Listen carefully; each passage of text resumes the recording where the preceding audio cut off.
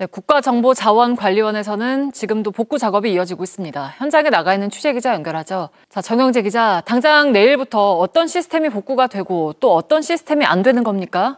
네, 어제와는 다르게 불이 난 5층 전산실을 빼고 나머지 시설에 불이 켜져 있습니다. 정부도 중단된 647개의 서비스가 몇 개가 작동하고 있는지 오전부터 차례대로 확인하고 있습니다. 전소된 7-1 전산실에서는 96개의 서비스를 맡고 있습니다.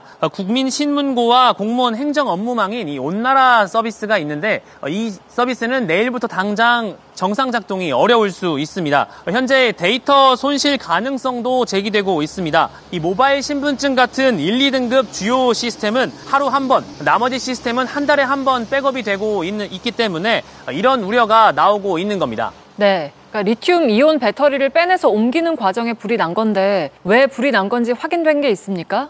아직 원인을 단정할 수는 없습니다. 하지만 일각에서는 이 내부 작업자들이 배터리를 빼내는 과정에서 이 전동 드라이버를 사용했고 배터리에 손상이 갔거나 불꽃이 튄 게 아니냐 이런 얘기도 나오고 있습니다. 또 이 배터리들이 보증기한 10년을 넘긴 11년째 사용 중인 것들로 확인이 되면서 이 배터리 노후화로 인한 화재가 아니냐 이런 관측도 나오고 있습니다. 네, 그 불난 배터리는 지금 감식 중입니까? 오늘 오전 소방과 경찰이 합동 감식을 했습니다. 어제에 이어 두 번째인데요. 일부 시설에 있는 구성품을 이미 수거해서 감정 의뢰를 맡겼지만 이 불이 난 배터리는 아직 국립과학수사연구원으로 옮기지 못했습니다. 아직 전류가 남아있을 수 있고 폭발 우려가 있기 때문에 이 수조에서 2-3일간 더 담그면서 안정화 작업을 거친 뒤에 옮길 예정입니다. 대전경찰청도 20여 명의 전담 수사팀을 꾸려서 조사하고 있습니다. 네, 그리고 이재명 대통령이 오늘 오전에 긴급 비상대책회의에 이어서 조금 전에는 중앙재난안전대책본부 회의를 열었다고요?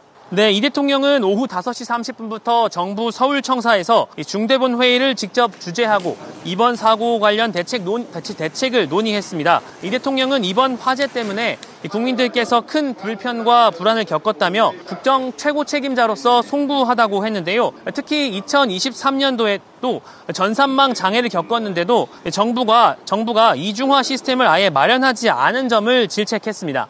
이중 운영 체계를 당연히 유지해야 되는데 아예 그 시스템 자체가 없다는 게 놀랍습니다. 3시간 안에 복구할 수 있다고 큰 소리를 쳤다는데 어떻게 3시간은커녕 지금 이틀이 다 되도록 복구가 안 되지 않습니까? 이 대통령은 밤을 새서라도 최대한 신속히 복원해야 한다며 추가 피해 방지를 위한 전 부처의 안전보안시설 전수조사도 지시했습니다. 지금까지 대전 국가정보자원관리원에서 JTBC 정영재입니다. 네, 들으신 것처럼 정부는 행정 전산망이 재난으로 마비가 돼도 3시간 안에 복구할 수 있다고 강조한 바 있습니다. 하지만 백업 역할을 맡을 쌍둥이 센터는 13년이 지나도록 문 열지 못하고 있습니다. 최규진 기자입니다. 정부는 2022년 국가정보자원관리원이 재난으로 소실돼도 실시간 백업으로 3시간 이내 복구가 가능하다고 강조했습니다.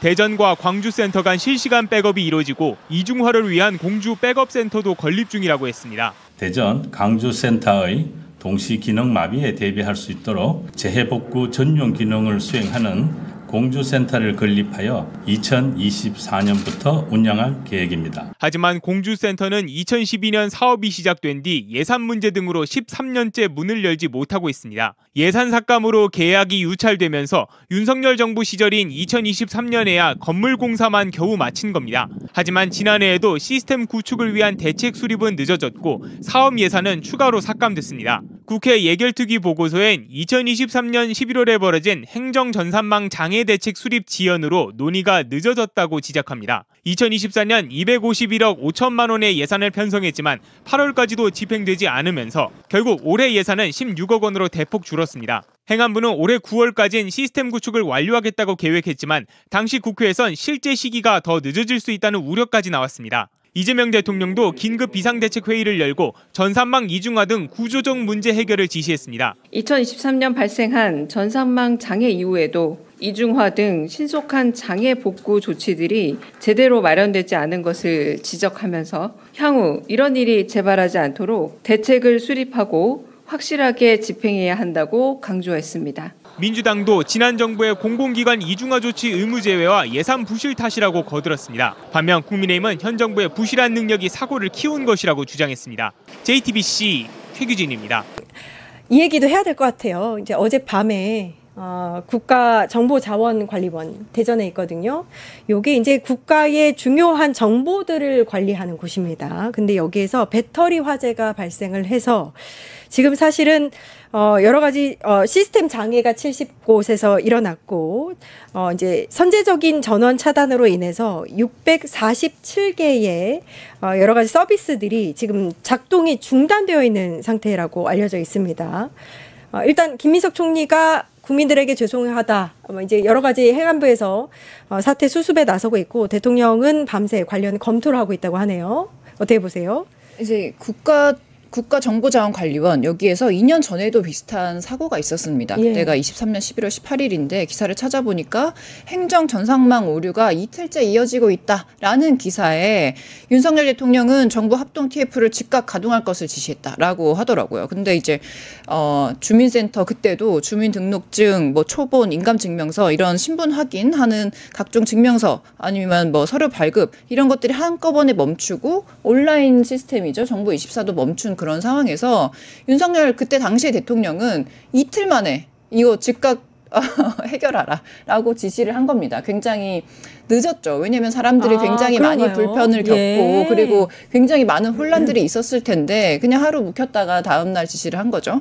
그래서 이번에는 김민석 총리는 빠르게 이제 현장 수습하고 이 말씀을 드렸고 그리고 이재명 대통령도 순방 갔다 오자마자 지금 이런 보고를 받았고 그리고 밤새 검토를 하셨다고 하니까 좀 빠른 수습이 이전보다는 좀 일어나지 않을까. 아니 그럼 2년 전에도 이 같은 사고가 일어난 거면 윤석열 정부 시절에 일어난 건데 관련해서 뭐 어떤 이제 재발 방지 대책이나 이런 거는 없었던 건가요?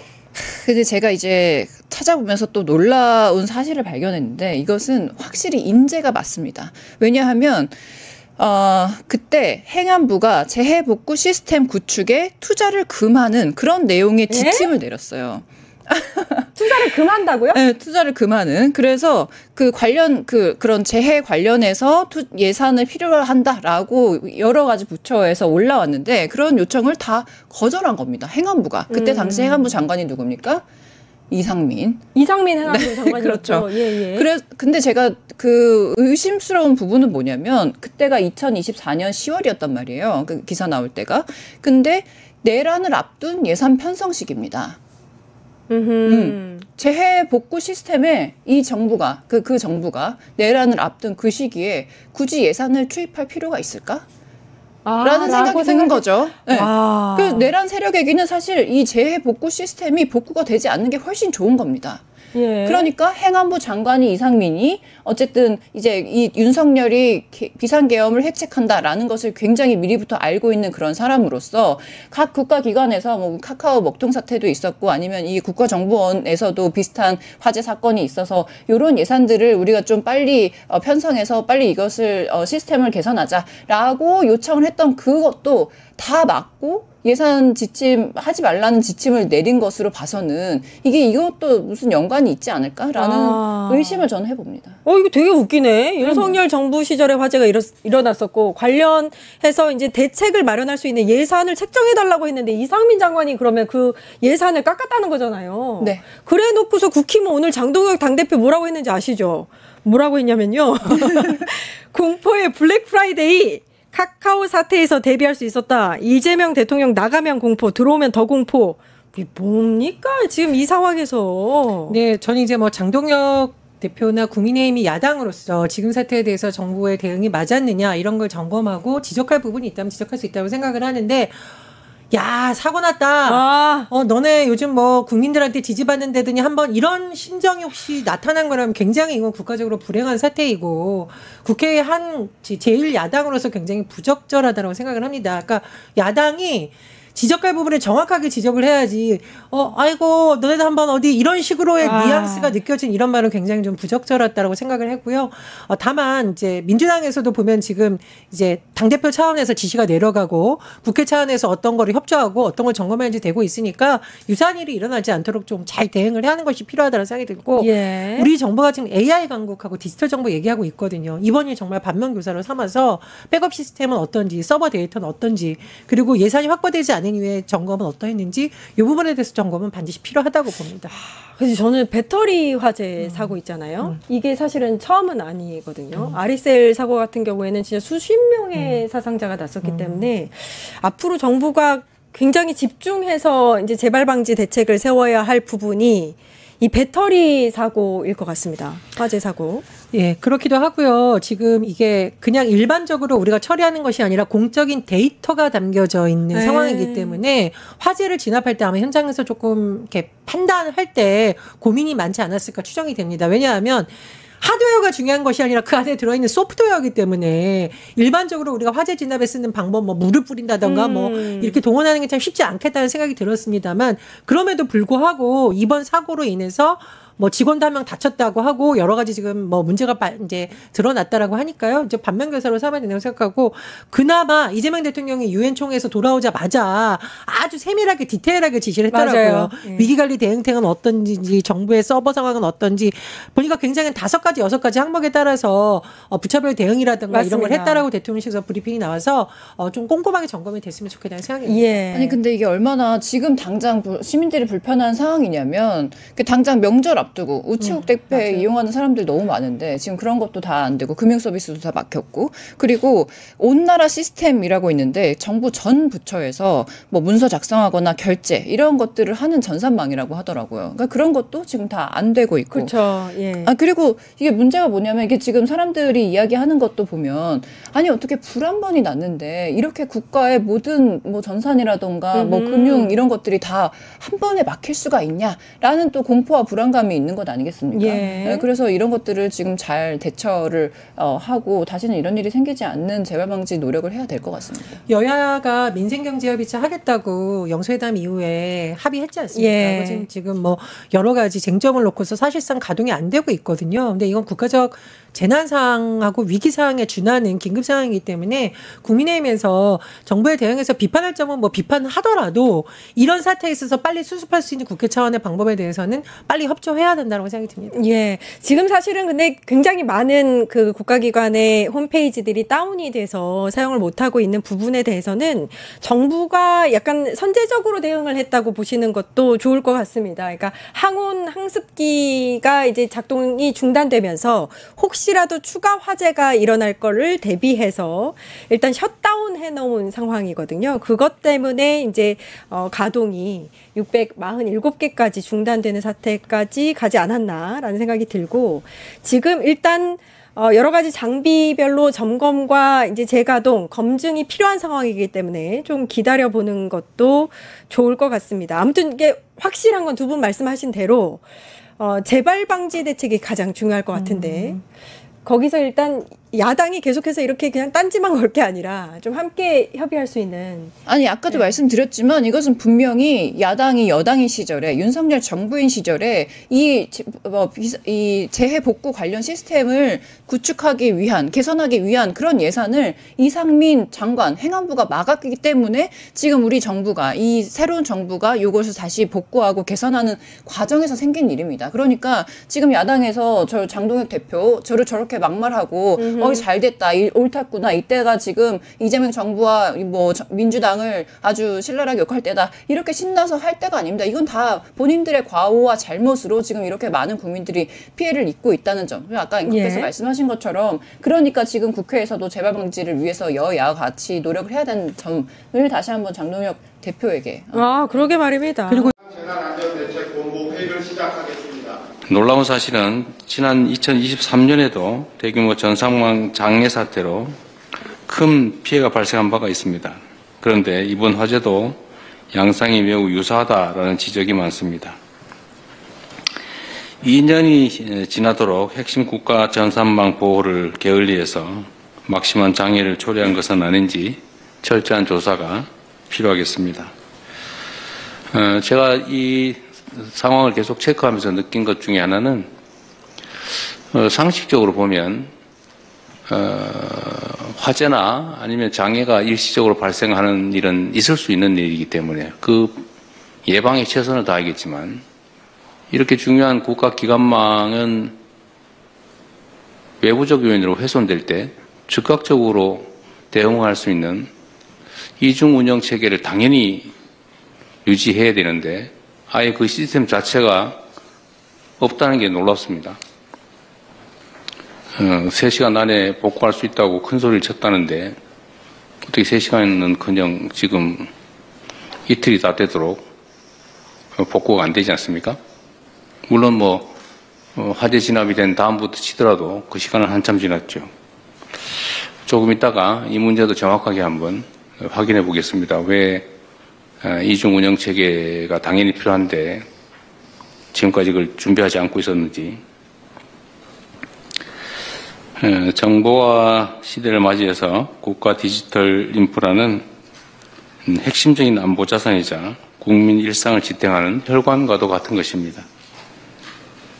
이번 화재가 국가 행정망 안전성을 획기적으로 높이는 전화회복의 계기가 되도록 근원적인 중장기 해결 방안을 조속하게 마련해야 되겠습니다. 필요한 예산과 인력의 확충 역시 신속하게 추진해야 되겠습니다. 그리고 국무총리께서 좀 전에도 제가 말씀을 한번 드렸는데 우리는 기본적으로 국가 시스템이 정상적으로 작동하고 있을 것이다라는 전제하에 향후 운영을 잘하고 또 더 나은 정책을 만들면 된다고 판단하고 있었던 것 같은데 곳곳이 아예 국가 운영 체계가 문제가 있는 것 같습니다.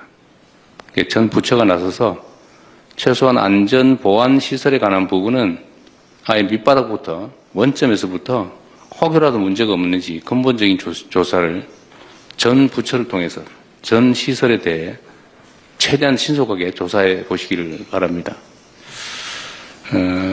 언제나 안전이나 보안 문제는 과하다 싶을 정도로 대비하는 게 맞습니다.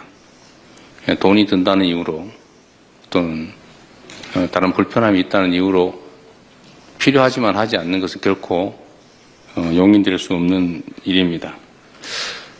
제가 이걸 계속 보면서 느끼는 느낌이 그런 거예요. 당연히 알았을 것 같아요. 왜냐하면 이 사건, 이런 유사한 사건이 민간에서 이미 이전에 있었고 또 그에 대해서 정부 차원에서 이런 대책을 하라고 지시를 했을 텐데 당연히 그러면 정부의 정보 전산망에도 그 문제가 있을 거라고 예측할 수 있기 때문에 스스로는 당연히 비용을 들여서라도 대책을 세웠어야 되는데 이 예측 가능한 일이 실제로 벌어졌고 대비책은 없었다는 것입니다. 그 대비책이 작동을 안 한 게 아니라 아예 없었다는 거예요. 그게 이해가 되지가 않습니다.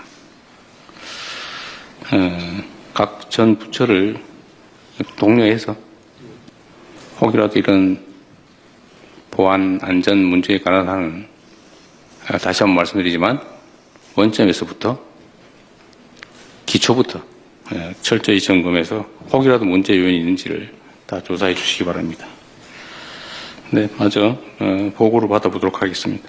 이재명 대통령이 국정자원 화재와 관련해 시스템 복구와 국민 불편 최소화에 모든 역량을 집중해 줄 것을 주문했습니다. 사태 수습과 재발 방지는 어떤 방향으로 이루어져야 할지 짚어보겠습니다. 문현철 국가위기관리학회 부회장 나와 계십니다. 어서 오세요. 네, 안녕하세요. 네, 교수님, 이 화재 사고와 관련해서 정부가 연이틀 중대본 회의를 열면서 사태 수습에 나선 모습인데 그 화재 피해가 없는 전산 시스템은 오늘 중으로 정상 가동이 되는 건가요? 네, 정상 가동이 되어야 되겠지만 아마도 시간이 더 걸릴 것이다 이렇게 추정이 됩니다. 예. 대통령께서 중앙재난안전대책본부를 가동을 하게 해서 이렇게 시스템을 점검하고 어떤 재발 방지 대책을 지시했다는 것은 크게 한 3가지로 얘기할 수가 있겠습니다. 예. 먼저 이번에 이런 그 화재 전산 마비 사태가 단순한 기술적인 문제냐? 그렇지 않습니다. 이것은 이미 시스템이 구축되어 있는 시스템 관리상의 미비의 문제이고 휴먼 에러의 문제이다. 제도 관리의 문제이다. 정책 집행의 에러의 문제이다. 이렇게 말씀을 드리고 싶고요. 두 번째는 이게 단순한 화재의 문제인가? 예. 그렇지 않다는 겁니다. 이것은 단순한 화재를 넘어서 불이 난 것이지만 국가 전산망이 이렇게 마비가 되었다라고 하는 것은 이것은 복합 재난의 문제이고요. 더 나아가서는 국가 안보의 문제이다. 이렇게 말씀을 드릴 수가 있겠습니다. 네. 좀 우려되는 것은 이제 어느 국가나 완벽한 국가 제도 시스템은 없지만 우리와 이 IT 분야, 디지털 인공지능 AI 분야에 대한 경쟁 국가들은 우리를 되게 좀 조롱하지 않겠나라고 하는 이번 사태로 인해서요? 이번 사태를 보면서 이제 어느 국가나 그런 허점들이 있는 겁니다. 그다음에 이제 또 하나의 문제는, 세 번째 문제는 재난및 안전관리 기본법에서 정하고 있는 기능 연속성의 시스템이 작동되지 않았다라고 하는 점을 서두에 말씀드릴 수가 있겠습니다. 예, 단순한 기술적인 문제가 아니다, 휴먼 에러였다라고 강조를 해주셨는데 앞으로 어떻게 대응해 나가야 할지는 저희가 뒷부분에서 좀 더 자세히 짚어보도록 하겠고요. 그렇습니다. 그 이동형 항온 항습기 100여 대를 긴급 수배를 해가지고 그 불이 났던 국정자원 전산실 7번 방에 투입을 했다고 하는데 이걸 투입했으면 서비스 정상화 테스트까지는 어느 정도 시간이 소요된다고 볼 수 있을까요? 네, 정밀 점검을 해야 되기 때문에 예. 더 많은 시간이 걸릴 것이라고 생각됩니다. 왜냐하면 국가 전산망 시스템이라고 해서 매우 정밀하고 매우 정교하고 예. 예측하지 못한 그런 연결의 문제가 있기 때문입니다. 그런데 벌써 이렇게 항온 항습기 100여 대를 긴급 수배했다라고 하는 예. 자체가 또 한 번 창피한 일입니다. 그래요? 예, 이런 것들이 이미 준비되어 있었어야 되고 충분히 이렇게 국가 기관 전산망이라고 한다면 이런 시스템들이 다 구축되어 있었어야 될 것이고 어떤 미연의 문제를 대비해서 충분히 이런 것들이 구비되어 있었어야 될 텐데 이제야 긴급 수배한다? 이거 정말 국제적으로 창피한 일이다. 이렇게 말씀을 드릴 수가 있고요. 또 이것은 이미 이런 비슷한 일들이 이런 리튬이온 배터리 뭐 화재나 이런 것들이 소소하게 여러 차례 발생했었습니다. 이것은 갑자기 발생한 일이 아니고 이것은 예측 불가능한 일이 아니었다. 간헐적으로 여러 차례 여러 곳에서 발생을 했기 때문에 이것은 1년 전, 2년 전, 3년 전부터 예측 가능했었고 이것을 준비해 왔었어야 맞다. 이렇게 저는 평가하고 싶습니다. 예, 항온 항습기가 준비되지 않은 것조차도 시스템적인 문제였다라고 아주 계속 창피한 일입니다. 지적을 해주고 계신데 그렇습니다. 화재 원인 조사도 본격화됐습니다. 당국이 오전부터 현장 감식을 진행하고 있는데 뭐 노후한 배터리를 사용했다 아니면 작업자의 실수다 이런 얘기들이 나오고 있어요. 물론 정확한 사실관계를 확인해 봐야겠지만 지금으로서 가장 유력한 화재 원인은 뭐라고 보세요? 네, 화재 원인도 언제 감식이 진행된다고 하니까 더 정밀하게 조사 결과가 나와야 되겠지만 뭐 이렇게 한 두 가지 정도로 얘기를 해볼 수가 있습니다. 하나는 노후 배터리를 썼다. 그리고 이 배터리를 교체하는 과정에서 문제가 발생했다. 서두에 말씀드린 것처럼 전형적인 휴먼 에러, 사람의 실수입니다. 관리의 문제입니다. 그런데 이 관리의 문제는 켜켜이 누적되어 온 문제다. 이렇게 저는 진단을 하는데요. 이 지금 그 전산망 마비의 원인이 된 이 리튬이온 배터리의 문제는 우리가 잘 알고 있는 아리셀 그 화재 사건을 통해서 우리는 정말 귀중한 학습을 했습니다. 맞습니다. 얼마나 위험한지. 그렇습니다. 그럼에도 불구하고 그것도 국가기관 전산망에서 이런 그 노후 배터리, 그다음에 이 배터리 교체 작업에서의 준수 사항 이런 것들이 잘 지켜지지 않았다라고 하는 것은 진짜 더 창피한 일이고요. 또 이 리튬이온 배터리에서 화재가 발생하는 것은 크게 한 세 가지 정도가 있습니다. 리튬이온 배터리는 플러스 극과 마이너스 그 양극과 음극을 분리해 놨습니다. 서로 못 만나게. 이제 그 분리하는 것을 분리막이라고 하는데요. 이 분리막이 손상되면 플러스와 마이너스가 만나버려 가지고 고열이 발생하면서 열폭주 현상으로 큰 화재가 발생을 합니다. 이게 이제 아리셀 화재의 그런 큰 매우 단순화시킨 원인인데요. 그런데 이 분리막을 손상시키는 원인들은 몇 가지가 있습니다. 전형적인 사례가 충격을 준달지, 습기가 많이 발생한달지, 또는 그 어떤 그 고온이나 아주 극한 뭐 그런 온도 변화 뭐 이런 것들인데 그런데 이렇게 그 이런 원인들이 있었느냐라고 하는 것이 또 우리가 짚고 넘어가야 될 문제고요. 그다음에 또 하나는 이 배터리는 어떤 그 정전 대비에 지금 쓰는 UPS 배터리로 지금 우리가 지금 알려지고 있는데 네. 이 배터리는 사용하고 나면 충전해야 되잖아요. 그런데 이 리튬이온 배터리의 또 큰 그 화재 원인이 되는 것은 과충전입니다. 예. 그렇다면 1년 전에 있었던 그 아리셀 배터리 화재를 통해서 우리가 알고 있다면 또 그리고 인천에서 그 발생했던 그 뭐 전동 자전거 그 집에서 충전하다가 화재가 이런 걸 본다면 과충전이 굉장히 위험하구나. 그렇다면 이곳에 국가 기관 전산망이라고 하는 곳에는 과충전 방지 시스템이 장착되어 있어야 되지 않냐? 이거 별로 비싸지도 않아요. 해봐야겠네요. 그렇습니다. 그런데 그게 작동이 안 됐다. 이것은 또 진즉 1년 전에 했었어야 될 일이죠. 예, 그런데 그러지 않았다라고 하는 것들이 참으로 알 수가 없는 일이고요. 이것은 시스템상의 문제, 관리상의 문제, 점검상의 문제, 그리고 철저한 훈련상의 문제 에라다. 이렇게 평가가 됩니다. 예, 어젯밤에 이 불에 탄 배터리 384개를 전산실 밖으로 전부 빼내서 냉각 작업을 마친 걸로 알려졌습니다. 근데 배터리 화재가 쉽게 잡히지가 않잖아요. 말씀 주신 것처럼 충격, 습기, 온도에 다 취약하기 때문인데 그렇습니다. 지금은 그래도 재발할 가능성은 완전히 없어졌다 이렇게 볼 수 있을까요? 재발화 가능성이 완전히 없어졌다는 표현보다는 확률이 매우 낮아졌다.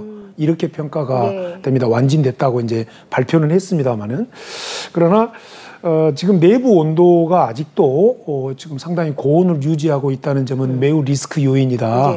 이렇게 말씀을 드릴 수가 있고요. 이것은 더 내부의 그 정밀 조사를 전부 다 해본 뒤에 우리가 판단해야 될 것인데, 이제 문제는 이런 그 빨리 시스템을 빨리 정상화시키는데 총력을 기울여야 된다. 뭐 이렇게 평가하고 싶습니다. 예. 그리고 교수님이 그 광주에 위치한 정부 전산센터를 평가차 직접 방문하셨다고 들었는데 이곳도 국가 전산망이 한 곳에 몰려 있는 곳이잖아요. 여기 직접 가보시니까 좀 대비가 잘 갖춰져 있던가요? 어떠셨어요? 네, 그렇습니다. 거의 10년이 다 됐기 때문에 지금 제가 공개적인 말씀을 드리지만 뭐 최근 일이라면 제가 밝힐 수가 없는 일인데요. 그건 당시에 참 재난안전 훈련이 매년 이루어지지 않습니까? 이제 그 훈련 평가차 갔었는데 그때 했던 훈련은 광주 전산망 시스템을 어떤 이유 때문에 오프하고 이제 끄고 그리고 이것을 다시 재가동시키는 그런 훈련이었습니다. 밤 9시경에 시작해서 한 새벽 4시경에 끝난 그런 훈련이었는데요. 뭐 앞쪽에서 제가 말씀을 드린다면 이때 느꼈던 점은 뭐냐면 이 전산 시스템이 국가 전산 시스템이 지금 이번에 지금 화재가 난 대전 그리고 대구 제가 또 방문했었던 광주 이렇게 세 군데가 있는데요. 그때 제가 느꼈던 것은 역할 분담이 되어 있는 것 같다. 대전, 광주, 대구가. 그런데 백업 시스템은 아닌 것 같다라는 느낌을 받았습니다. 바꿔 말하면 역할 분담도 중요하지만 이 세 군데가 각각의 역할 분담을 하더라도 예를 들어서 대구에서는 어떤 전산 시스템, 대전에서는 어떤 시스템, 대구에서는 어떤 시스템 이렇게 하더라도 어느 한 곳에서 문제가 발생했을 때 대신 그 역할을 해줄 수 있는 백업 시스템이 세 곳에 곳곳에 균등하게 적절한 성능으로 다 구축되어 있어야 된다는 거죠. 근데 그렇지 않다는 느낌을 받았고 단지 역할 분담만 되어 있는 것으로 저는 느낌을 받았다는 것이 그때 의아했고요. 그런데 지금 나타나는 걸로 봐서는 백업 시스템이 구축이 안 되어 있기 때문에 지금 이렇게 일부분의 국가 기능이 마비되는 사태가 발생했다. 이렇게 평가가 되고요. 또 하나의 문제는 그때 제가 느꼈던 것은 외주 업체들이 대부분 그 어떤 시스템들을 각각 어떤 서버를 비롯한 이런 시스템들을 관리하고 있었는데 이런 업체들이 대부분 외국 업체들이라는 겁니다. 미국의 뭐 인텔이랄지 뭐 일본의 무슨 업체랄지 이런 업체들이 근데 그곳의 업체 직원들 물론 우리 한국 사람이지만 업체 직원들이 그 훈련을 하는데 많이 나와 있었다는 거예요. 그때 제가 또 우려했던 것은 뭐냐면 저 많은 업체 직원들이 나와 있는데 저분들끼리 과연 유연한 소통이 될 것인가. 기업들은 다 경쟁자들이잖아요. 그리고 또 우리 그 정부 기관의 관리자들과 실무자들과 저 업체들이 이 유지 보수 업체들이 정밀한 의사소통과 유연한 소통이 될 것인가, 이런 것들이 되게 우려되었다는 겁니다. 그런데 지금 거의 한 10년이 지나서 이렇게 바라본 것도 좀 놀라운 것은 그때 우려됐던 것들이 그대로 좀 나타나고 있다는 평가가 되어서 조금 안타깝다라고 하는 것입니다. 예, 알겠습니다. 저희 오늘 말씀은 여기까지 듣도록 하겠습니다. 지금까지 문현철 국가위기관리학회 부회장과 얘기 나눠봤습니다. 오늘 말씀 잘 들었습니다.